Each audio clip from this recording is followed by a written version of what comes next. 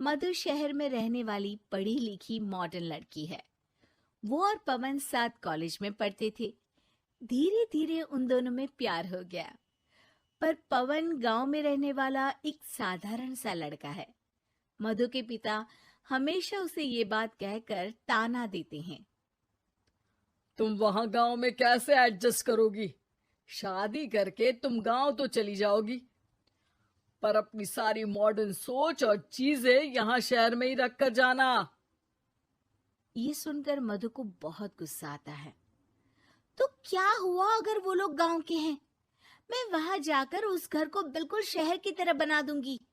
शाम होते ही मधु पवन को वीडियो कॉल करती है। अच्छा हुआ तुमने वीडियो कॉल कर लिया। आओ, मैं तुम्हें आज अपनी माँ से मिलाता हूँ। अरे बिट्टू, क्या कर रहा है? ये क्या है? दूर करना इस टुनटुने को। जाने कौन दिख रहा है इसमें तो। अरे माँ, आपकी बहू का वीडियो कॉल है। आप इसमें अपनी बहू से आमने सामने बात कर सकती हैं। नमस्ते माँ जी, कैसी हैं आप? अरे जेका, ये बहू ने अपने कानों में क्या लगाया है? जो कैसे झुमके हैं? झुमके नहीं माँ जी, इन्हें ईयरफोन्स कहते हैं। इससे सामने वाले की आवाज और अच्छे से आती है। मैं आपको भी ला कर दूंगी। अरे नहीं नहीं, हमें नहीं ना चाहिए। हमारे कान बिल्कुल ठीक है। हाँ। माँ जी की ये बातें सुनकर मधु को अपने पिता की बातें याद आ जाती है और वो उसी वक्त ये ठान लेती है कि वो अपने ससुराल को एकदम मॉडर्न ससुराल बनाकर रहेगी। कुछ दिन बीत जाते हैं।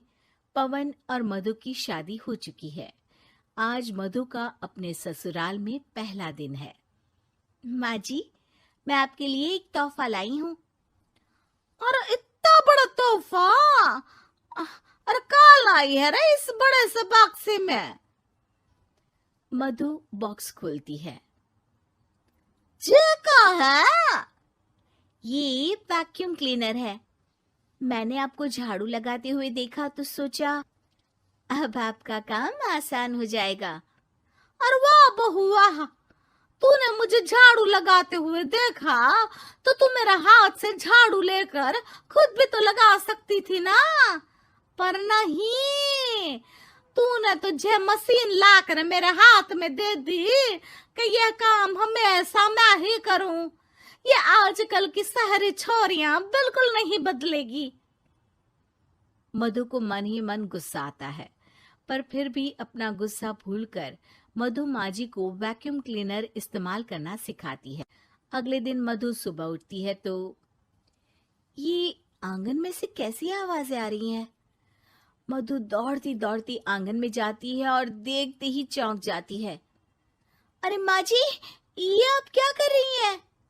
और वो कहा है ना, सुबह मैं जब कुआं से पानी निकाल रही थी तो मेरे कान की बाली उसमें गिर गई थी। तो ये तेरा वैक्यूम ना सारी चीजें अपनी तरफ खींच लेता है ना, तो मेरी बाली भी तो निकाल ही देगा। उसी की कोशिश कर रही हूँ, पर न जाने क्यों अब ये चालू ही नहीं हो रही तेरी मशीन। अब वो चालू होगी भी नहीं। पर अब कुएं में से पानी निकाल क्यों रही थी? अरे कमाल करती हो ना बहू। पीने के लिए पानी क्या तेरे मायके से लाऊं मैं? अरे कुएं से ही तो निकालना पड़ता है। हाँ, पीने के लिए पानी, और वो भी कुएं से। मधु दिमाग लगाती है और थोड़ी ही देर में घर में वाटर प्यूरिफायर लगवा देती है। ये देखिए माँ जी, इसमें बस एक बार पानी भर देंगे तो नल में पानी साफ होकर बाहर आएगा। अरे वाह रे बहू, ये तो बहुत ही बढ़िया चीज है। रात हो जाती है। मधु जैसे ही प्यूरिफायर का नल चालू करती है तो वो अचानक से फट जाता है और सब जगह पानी पानी हो जाता है। अरे ये क्या हुआ? ये क्या हो गया? मैंने तो बस इसमें उबला हुआ पानी डाला था, ये इतनी जल्दी खराब हो गया। अरे ये सारी शहरी चीजें सब ऐसी ही होती है कबूरी। उबला पानी डाला था। हाँ तो फिर पानी तो तभी साफ होगा ना जब उसे उबालेंगे। ये मशीन का कोई जिन है जो हमने जो बोला वो कर देगी है? मधु को बहुत गुस्सा आता है। इस तरह तो मेरा अपने ससुराल को मॉडर्न बनाने का सपना अधूरा ही रह जाएगा। नहीं, मैं इस तरह से हार नहीं मान सकती। थोड़े ही दिन में मधु पूरे किचन को मॉड्यूलर किचन में बदल देती है। अरे वाह बहुआ, इतनी सारी अलमारियां! माँ जी मॉड्यूलर किचन देखकर बहुत उत्सुक हो जाती है। ये बक्सा का है। बहू ने शायद गलती से इसे यहाँ रसोई में रख दिया है, पर है तो ये बहुत ही बढ़िया। अगले दिन सुबह, अरे मायरी क्या हो गया? मैं तो बर्बाद हो गई। मेरी सारी पूंजी जलकर राख हो गई। हे राम, अब मैं क्या करूं? माँ जी की रोने की आवाज सुनकर मधु दौड़ी दौड़ी किचन में आती है और इतना धुआं देखकर घबरा जाती है। ये सब कैसे हुआ माँ जी? ये आग कैसे लगी?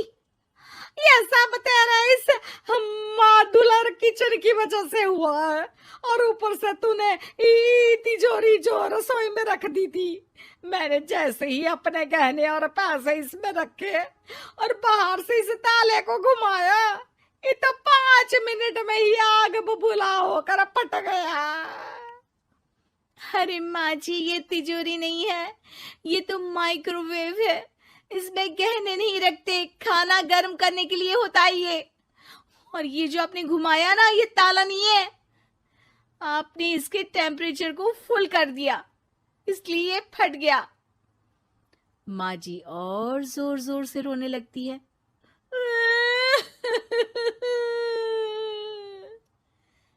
मधु सर पीट लेती है और कसम खाती है कि अब ससुराल को मॉडर्न बनाने की कोई कोशिश नहीं करेगी।